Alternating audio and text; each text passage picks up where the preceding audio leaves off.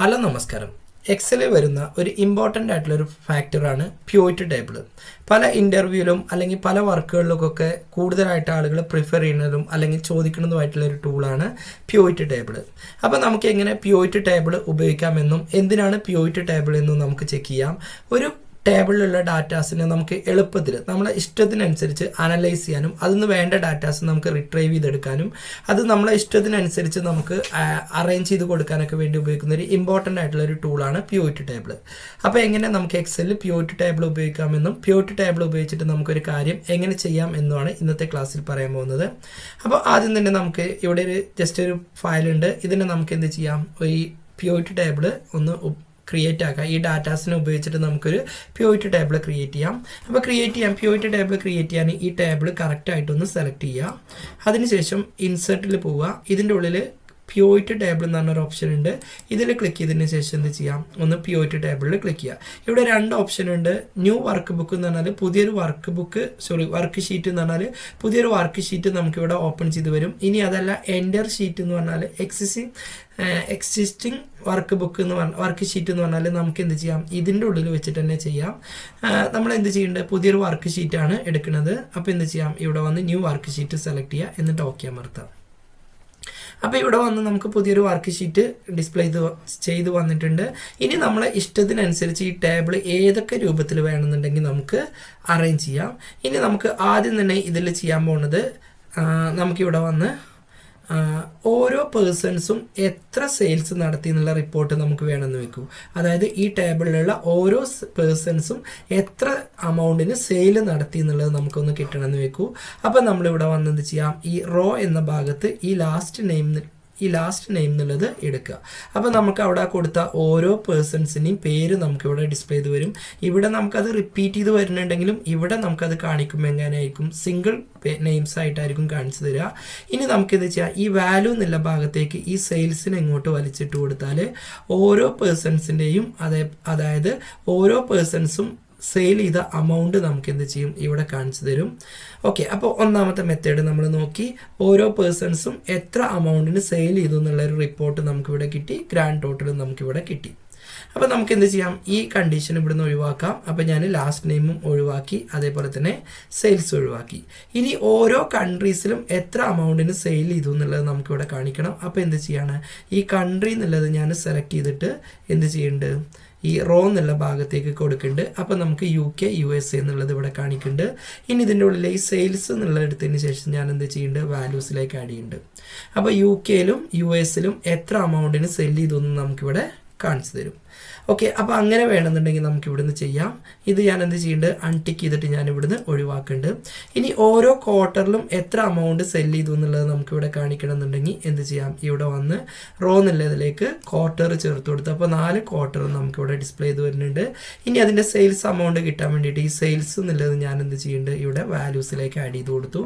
അപ്പോൾ ഓരോ ക്വാർട്ടറിലും എത്ര അമൗണ്ട് വെച്ച് സെയിൽ ചെയ്തു എന്നുള്ളത് നമുക്കിവിടെ കാണിച്ചു തരും. അപ്പോൾ ഒന്നാമത്തെ മെത്തേഡ് നമ്മളിവിടെ പറഞ്ഞു. ആ ടേബിളിലുള്ള ഡാറ്റാസിനെ നമ്മുടെ ഇഷ്ടത്തിനനുസരിച്ച് എന്ത് ചെയ്യാം, അറേഞ്ച് ചെയ്ത് കൊടുക്കാം. ഓക്കെ, ഇനി അടുത്തൊരു മെത്തേഡ് നമുക്ക് എന്ത് ചെയ്യണം, ഓരോ പേഴ്സൺസും ഓരോ ക്വാർട്ടറിൽ എത്ര അമൗണ്ട്, അതായത് ഡിഫറെൻറ്റ് ക്വാർട്ടറിൽ എത്ര അമൗണ്ട് വെച്ച് സെയിൽ ചെയ്തു എന്ന് അറിയണം. അപ്പോൾ നമുക്ക് ഈ ലാസ്റ്റ് നെയിം എന്നുള്ള ഭാഗം സെലക്ട് ചെയ്തിട്ട് എന്ത് ചെയ്യുക, ഈ ഫിൽറ്റർ എന്നുള്ള ഭാഗത്തേക്ക് കൊടുക്കുക. അപ്പോൾ ഈ ലാസ്റ്റ് നെയിം എന്നുള്ളത് ഇവിടെ ഫിൽറ്ററിൻ്റെ ഉള്ളിൽ വന്നിട്ടുണ്ടാവും.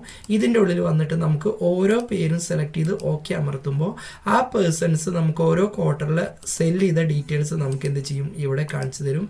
ഓരോന്ന് സെലക്ട് ചെയ്യുമ്പോഴും ആ പേരിന് നേരെയുള്ള ആ ആളുകൾ എത്ര അമൗണ്ടിനാണ് സെല് ചെയ്തു എന്നുള്ളത് ഇവിടെ കാണിച്ചു തരും. ഇനി 1 more പേഴ്സൺസിനെ സെലക്ട് ചെയ്യണമെന്നുണ്ടെങ്കിൽ ഇവിടെ വന്ന് സെലക്ട് മൾട്ടിപ്പിൾ ഐറ്റമിൽ ക്ലിക്ക് ചെയ്തിട്ട് നമുക്ക് ഒന്നിലധികം ആളുകളെ നമുക്ക് എന്ത് ചെയ്യാം, സെലക്ട് ചെയ്ത് ഓരോ അമൗണ്ട് എത്രയാണോ സെല് ചെയ്തത് ആ ലിസ്റ്റ് നമുക്കിവിടെ കാണിച്ചു തരും. അപ്പോൾ ഈ രൂപത്തിൽ ചെയ്യാം. ഇനി അതേ രൂപത്തിൽ തന്നെ നമുക്ക് ഈ സെയിൽസ് ഫസ്റ്റ് നെയിം എന്നുള്ളത് ലാസ്റ്റ് നെയിം എന്നുള്ളത് ഇവിടുന്ന് ഒഴിവാക്കുന്നുണ്ട്.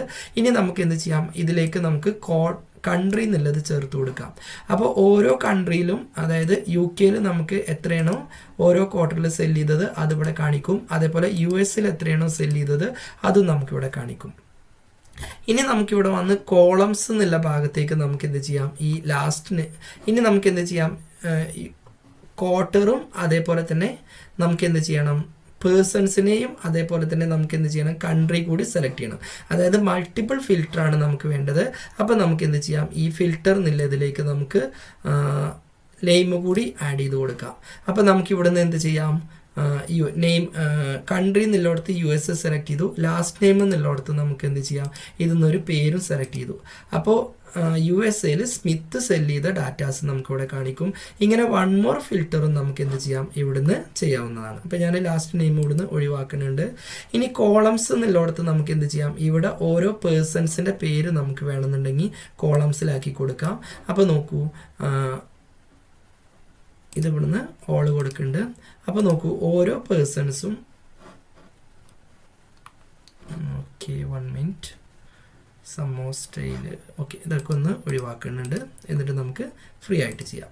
അപ്പോൾ ആദ്യം തന്നെ നമ്മളിവിടെ വന്ന് എന്ത് ചെയ്തു, ഇതിലേക്ക് റോ എന്നുള്ളതിലേക്ക് ക്വാർട്ടർ ഏതാണോ വേണ്ടത് അത് ചേർത്തു. സെയിൽസ് എന്നുള്ളതിലേക്ക് എന്ത് ചെയ്യാം, നമുക്ക് വാല്യൂസ് ആഡ് ചെയ്യാം. അതേപോലെ തന്നെ കോളംസ് എന്നുള്ളതിലേക്ക് ഓരോ പേഴ്സൺസിൻ്റെ പേരും നമുക്കിവിടെ ചേർത്ത് കൊടുക്കാം. ഓക്കെ കോളംസ് ഓക്കെ ഈ ക്വാർട്ടർ എന്നുള്ളത് നമുക്ക് എന്ത് ചെയ്യാം, കോളത്തിലേക്ക് ആക്കാം. അപ്പോൾ ഓരോ ക്വാർട്ടറിൽ എത്ര അമൗണ്ടിനാണ് സെല് ചെയ്തതെന്ന് കാണിച്ചു തരും. ഇതിലേക്ക് നമുക്ക് എന്ത് ചെയ്യാം, ഇവിടെ വന്ന് നമുക്കിവിടെ വന്ന് ലാസ്റ്റ് നെയിം എന്നുള്ളത് നമുക്ക് റോയിലേക്കും ആഡ് ചെയ്യാം. ഇവിടെ നമുക്ക് ഫിൽറ്ററിങ് ഒന്ന് ജസ്റ്റ് ഒഴിവാക്കാം. അപ്പോൾ നമുക്കിത് കറക്റ്റായിട്ട് വരും. അപ്പോൾ ഫിൽറ്ററിങ് നമുക്ക് എന്ത് ചെയ്യാം, ഒന്ന് ഒഴിവാക്കി. അപ്പോൾ നമുക്ക് ഓരോ ക്വാർട്ടറിലും നമ്മൾ കൊടുത്ത അമൗണ്ട് എത്രയാണോ എന്നുള്ള ഡീറ്റെയിൽസ് നമുക്കിവിടെ ഡിസ്പ്ലേ ചെയ്ത് വരും. അപ്പോൾ നമുക്ക് ഫിൽറ്റർ ചെയ്യേണ്ട ഡാറ്റാസ് നമുക്ക് എന്ത് ചെയ്യാം, ഇതിലേക്ക് ആഡ് ചെയ്യാം.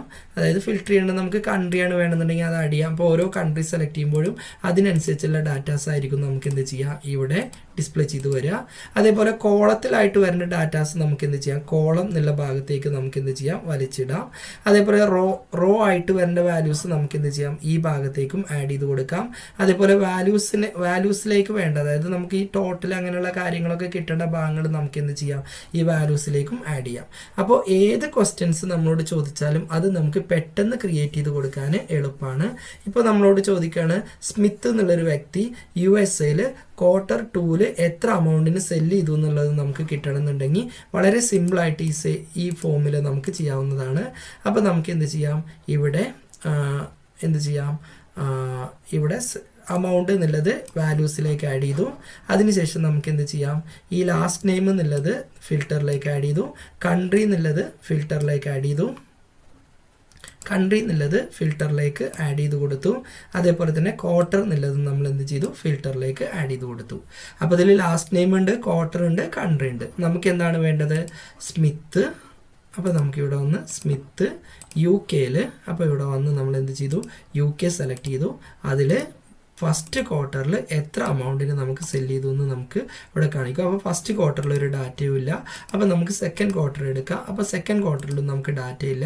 അപ്പോൾ തേർഡ് സെലക്ട് ചെയ്യുക. അപ്പോൾ തേർഡ് ക്വാർട്ടറിൽ ഇത്രയും അമൗണ്ടിന് നമുക്ക് സെല് ചെയ്തിട്ടുണ്ട്.